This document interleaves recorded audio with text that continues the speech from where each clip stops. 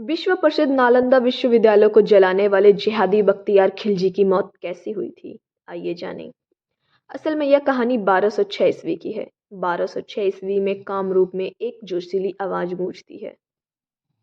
बख्तियार खिलजी, तू ज्ञान के मंदिर नालंदा को जलाकर कामरूप की धरती पर आया है।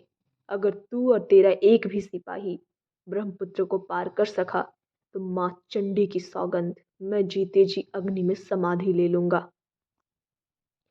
यह जोशीली आवाज राजा पृथु की थी। उसके बाद 27 मार्च 1206 को असम की धरती पर एक ऐसी लड़ाई लड़ी गई जो मानवता अस्मिता के इतिहास में स्वर अक्षरों में अंकित है। एक ऐसी लड़ाई जिसमें किसी फौज के फौजी लड़ने आए तो 12,000 और जिंदा बचे तो सिर्फ 100। जिन लोगों ने युद्ध के इतिहास को पढ़ा है वे जानते हैं कि जब कोई दो फौज लड़ती है तो कोई एक फौज या तो बीच में हार मानकर भाग जाती है या तो समर्पण करती है। लेकिन इस लड़ाई में 12,000 सैनिक लड़े और बचे तो सिर्फ 100, वो भी घायल। ऐसी मिसाल दुनिया भर के इतिहास में संभवतः कोई नहीं। आज भी गुवाहाटी के पास वो शिलालेख मौजूद हैं जिस पर इस लड़ाई के बारे में लिखा है। उस समय मोहम्मद बख्तियार खिलजी बिहार और बंगाल के कई राज्यों को जीतते हुए असम की तरफ बढ़ रहा था। इस दौरान उसने नालंदा विश्वविद्यालय को जला दिया था और हजारों बुद्ध, जैन और हिंदू विद्वानों का कत्ल कर दिया था।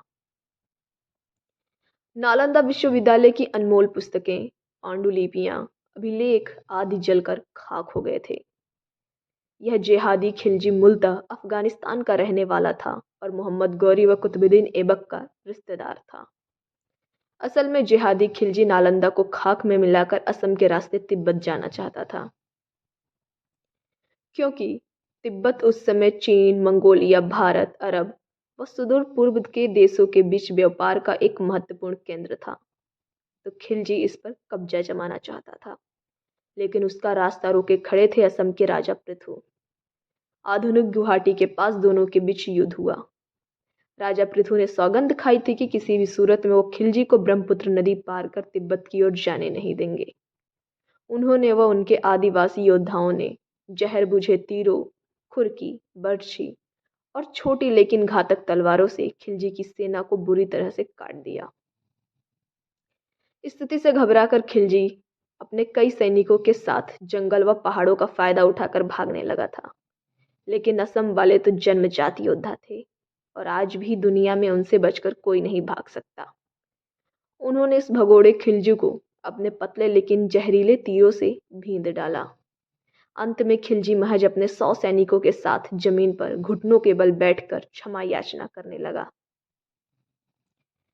राजा पृथु ने तब उसके सैनिकों को अपने पास बंदी बना लिया और खिलजी को अकेले जिंदा छोड़ दिया। उसे घोड़े पर लादा और कहा कि तू वापस जा, अफगानिस्तान लौट जा और रास्ते में जो भी तुझसे मिले उससे यही कहना कि तूने नालंदा को जलाया था, फिर तुझे राजा पृथु मिल गया। बस इतना ही कहना लोगों से। खिलजी रास्ते भर इतना बेइज्जत हुआ कि जब वो वापस अपने ठिकाने पर पहुंचा, उसकी दास्तां सुनकर उसके ही भतीजे अली मर्दान ने उसका सिर काट दिया। लेकिन कितनी दुखद बात है, इस बख्तियार खिलजी के नाम पर बिहार में एक कस्बे का नाम बख्तियारपुर है और वहां रेलवे जंक्शन भी है, जबकि हमारे राजा पृथु के नाम के शिलालेख भी ढूंढने पड़ते हैं।